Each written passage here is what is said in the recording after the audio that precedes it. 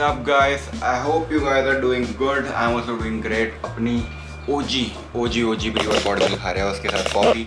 अब मैं इसको OG क्यों बोलता हूँ, क्योंकि ये मैं लास्ट पता नहीं कितने सालों से कंज्यूम कर रहा हूँ, शायद 2 साल से 3 साल से, तो इसीलिए मैं इसको OG अपनी प्री वर्कआउट नहीं बोलता हूँ। और पहले से मैं इसमें सीड्स नहीं डालता था, बट सीड्स भी मैं 8-10 महीने से डाल के खा रहा हूँ, तो that's why it is OG। और इसके साथ एक और ऐसी मील है जो कि मैं सालों से खा रहा हूँ, वो है सोयाबीन राइस वाली। वो भी शायद 2-2.5 सालों से खा रहा हूँ और वो मैंने कुछ चेंज नहीं करा है उसमें। पहले से कभी कभी पनीर डालता था, बट आजकल नहीं डालता हूँ क्योंकि ज़रूरत नहीं पड़ती और महंगा भी आता है थोड़ा पनीर, तो that's why.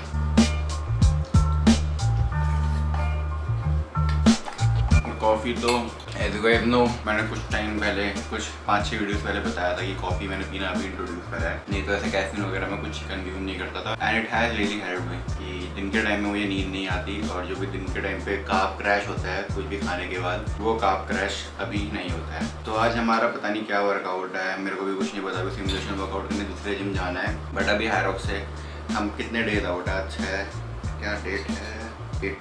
6 days out of our first ever Hyrox competition, Hyrox Delhi। तो अभी it will be kind of a deload। तो आज हम फुल सिमुलेशन ऐसा तो कुछ करने वाले नहीं है, क्योंकि अपनी बॉडी पे ज़्यादा स्ट्रेस नहीं देना है। लेट्स सी क्या करना है। अभी अपना 60-70% इंटेंसिटी वही करेंगे, 100% इंटेंसिटी नहीं लगानी है। ज़्यादा से ज़्यादा 70-80% इंटेंसिटी अभी 6 दिन बचे हैं तो।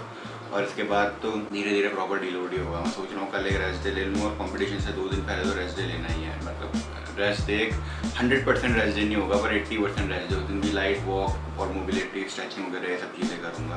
What the F is bicep vein guys? I have ab veins।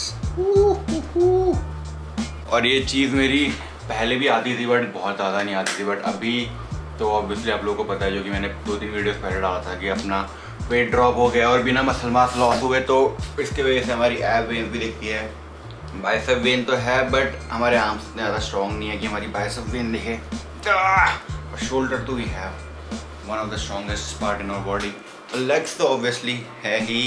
Week क्या है हमारा? वीक है हमारे चेस्ट, बाइसेप, ट्राइसेप, ये तीनों चीज़ें वीक है। उसके अलावा मुझे लगता है कि बाकी सब चीज़ें ओके है हमारी बॉडी में। और यही वो 2 चीज़ें हैं जिनके लिए 90% ऑफ द लोग जिम जाते हैं, अपनी छाती बड़ी करने और हाथ बड़े करने। वही हमारे बड़े नहीं हैं, बट कोई बात नहीं।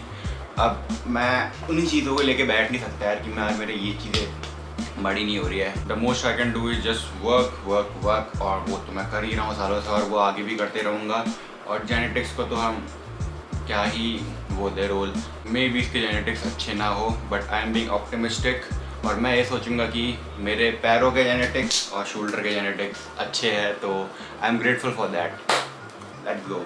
खाते खाते और बोलते बोलते गाल कट गया यार। But these things will make me fall। what is this? We'll see you। भाई कभी कभी मेरे को लगता है ना कि मैं ऐसे थर्स्ट ट्रैप वाली रील डालूंगी, इसमें अपने ऐसे करके एब्स दिखाऊंगा, ऐसे जो क्या बोलते हैं वो बैकग्राउंड में गाने नहीं डालते हैं जब ऐसे बॉडी दिखाते हुए, बंदा मैं बैचलर तू कन्या कवारी, आजा हो जाए थोड़ा लकी तू लकी मी। बट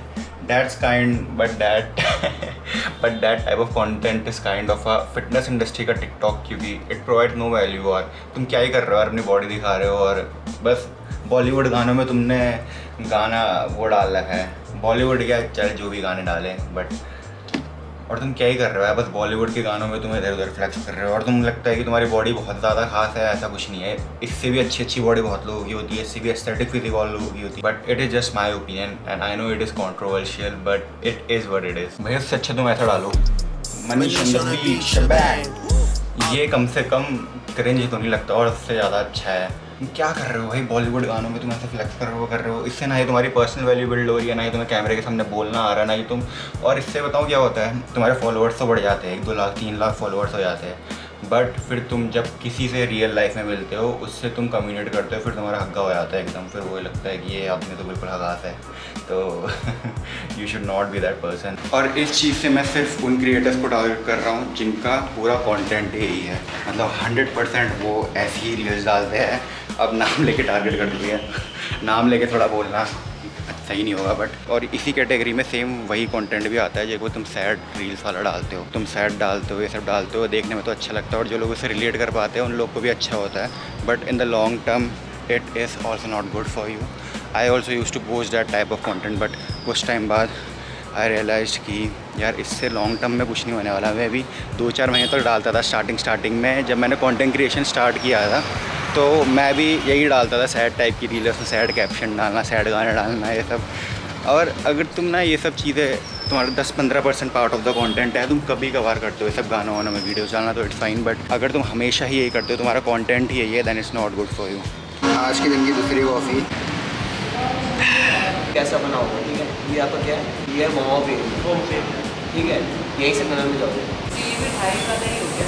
भूल जाओगे, जितनी बार घड़ी देखोगे उतनी बार आपका हार्ट रेट बढ़ जाएगा। ये जो दौड़ रहे थे ना, जो स्पेस को मेंटेन करना सीखो। अगर सीखा है तो बहुत ही बढ़िया, जरूरत नहीं पड़ेगी घड़ी बार बार। हाँ अभी बात पहले जवाब दो। अच्छा, पहला हायरॉक्स मेरा माइंड सेट किया था। एक तो मैं घर से दूर गया, मैं एक टाइम लेके गया था, 1:20 का टाइम मैंने लिया था उस टाइम पे। क्यों लिया था? एवरेज टाइम था 1:30। मैं अपने आप को एवरेज समझता ही नहीं, तभी मैंने अपने आप को आज तक अंडर एस्टिमेट नहीं किया।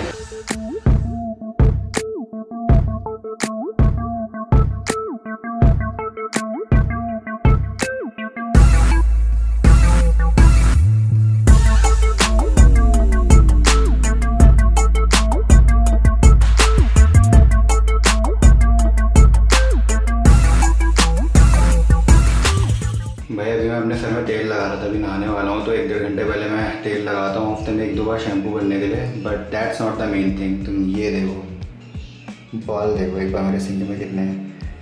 बट इट्स कम्प्लीटली नॉर्मल, क्योंकि एक एवरेज इंडिविजुअल के 50 से 100 के आसपास बाल डेली गिरते हैं। और मेरी कर्ली बाल है, तो जब भी मैं अपने बालों में तेल लगाता हूँ, जब अंदर हाथ डालता हूँ ना, तो तभी मेरे बाल जो भी टूटने वाले होते हैं, वो जब भी मैं शैम्पू वगैरह नहीं करता तो मेरे को लगता है कि अंदर ही टूट के अंदर ही रहते हैं बाल। और जब मैं अच्छे से अंदर से हाथ डाल के, जब हफ्ते में 2 बार ही मैं तेल भी लगाता हूँ, अच्छे से शैम्पू करता हूँ, तो तब वो बाल सारे निकलते हैं। पहले मेरे को देख के बहुत ज़्यादा स्ट्रेस लगता था इनको कि यार अब तो मैं गंजा हो जाऊँगा, बट अब तो ये कम्प्लीटली नॉर्मल है और मेरे साथ हर बार ये होता है ऐसा। बट तब भी अब बालों को सूटेबल एक तो हो भी गया, यहाँ की इन्वायरमेंट की बहुत अच्छी इन्वायरमेंट की गुड़गांव के, तो और उसके अलावा मेरे को अपने जूते भी साफ़ करने हैं आज।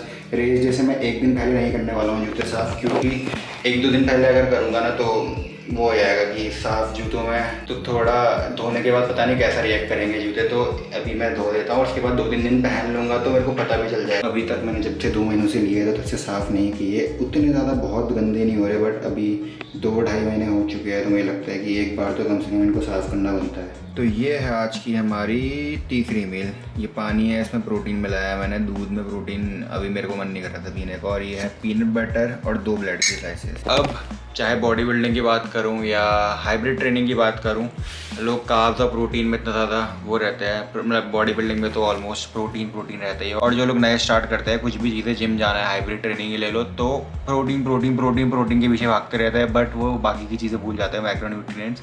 और कार्ब्स भी इंडियन डाइट में तो हो ही जाते हैं। इंडियन डाइट में इतने भर के कार्ब्स होते हैं कि तुम्हें कार्ब्स की भी चिंता करने की उतनी ज़रूरत नहीं है, अनलेस कि तुम हाइब्रिड ट्रेनिंग में हो, जैसे मेरे जैसे स्पोर्ट में, तो उसमें तुम्हें थोड़े ज़्यादा कार्ब्स खाने पड़ते हैं। बट लोग फैट को इतना ज़्यादा नेगलेक्ट कर लेते हैं, फैट भी ज़रूरी है। तो that's why for now I am taking this peanut butter, क्योंकि आज मैं अंडे नहीं खा रहा हूँ। और दिन जब अंडे खाता हूँ 4, तो उसके अंदर फैट जो होता है, तो अंदर के होल एग्स भी खाता हूँ 4 के 4 होगा, तो फैट मेरा हो जाता है पूरा अंडों से। और दिन तो आज मैं नहीं खा रहा हूँ, तो उसके पहले पीनट बटर खा रहा हूँ। And at least every day some minimal amount of fat is required for your body to properly function, and it doesn't matter from where it is coming. Seeds जो मैं सुबह खाता हूँ, वो सीड्स में भी थोड़ा बहुत होता है, बट मैं वो कुल मिला के 15 ग्राम ही डालता हूँ सीड्स, तो 15 ग्राम में थोड़ा बहुत ही होता है फैट।